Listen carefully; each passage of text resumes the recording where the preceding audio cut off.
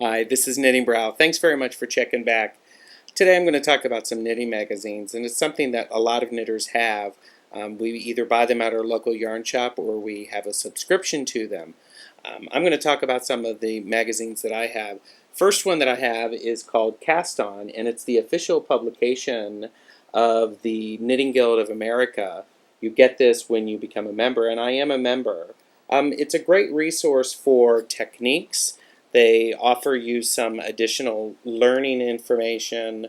The articles are decent. There's rarely a men's pattern. It's not that very helpful for me from pattern standpoint, but it really is for techniques, and that's Cast On. I'll put a link of that in the blog. The next one that I have is called Vogue Knitting. This one, I don't have a subscription to it. I enjoy picking this up when I see it on the newsstand or at my local yarn shop, and it's a very Vogue sort of magazine. A lot of fashion photos, which makes it difficult to actually see some of the garments, so you don't know whether or not it'll fit you.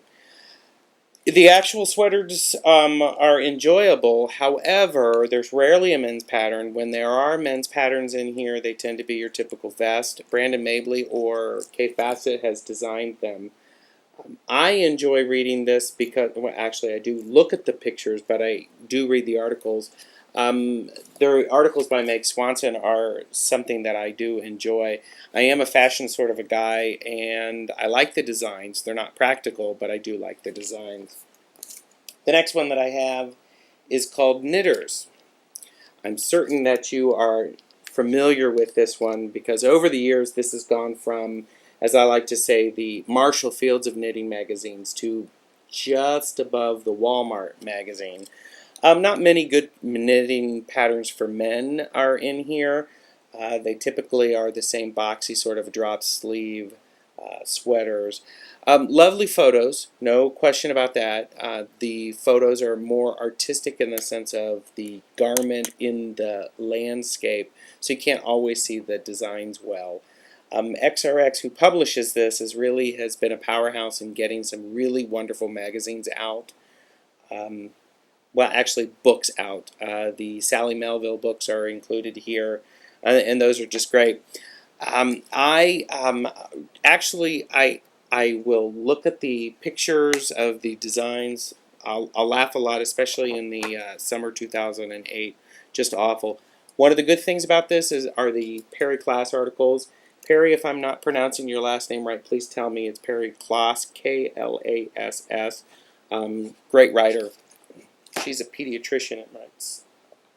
One of the magazines that I have recently that's been getting a little bit of more than a little bit, a lot of interest for me, is something called Spin Off. Kay in New Mexico got my attention to this one when she sent me a copy when she first found out that I was knitting and spinning briefly. There's some great patterns in here. It includes lace, socks, some hats. I'm not really doing a lot of spinning, but I have read the articles, believe it or not, and I'm thinking that they're going to be very helpful when I do actually start to spin. The articles are great. In one of them, there's an Evelyn Clark design who is just wonderful for knitting lace. I'm sure you're familiar with her. The old shale triangle. So it's an Evelyn Clark, amazing. I also am particularly fond of this morning surf scarf, which you'll see on the cover. Really, really beautiful, and I've got a couple in mind that I'd like to do for this one. Great little magazine. I'm actually thinking that I may subscribe to this one. Do you think so? Do you like that one?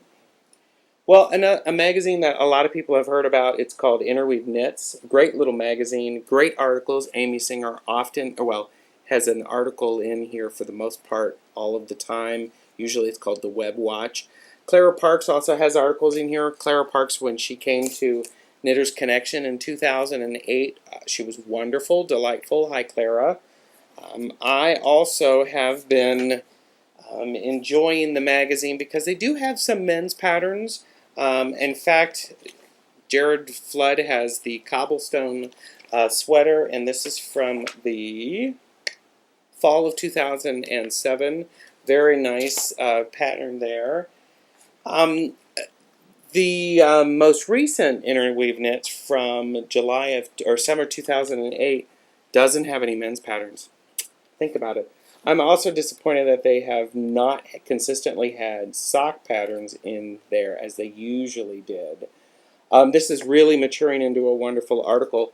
One of the benefits that I found recently is that there was an article by Franklin Habit, who is an amazing blogger and photographer. He wrote an article on Schoolhouse Press, which is the Elizabeth Zimmerman and Meg Swanson company who produces a lot of books and articles and things of that nature for knitting. Franklin is a wonderful writer. If you've not read his blog, please go find it. It's thepanopticon.blogspot.com.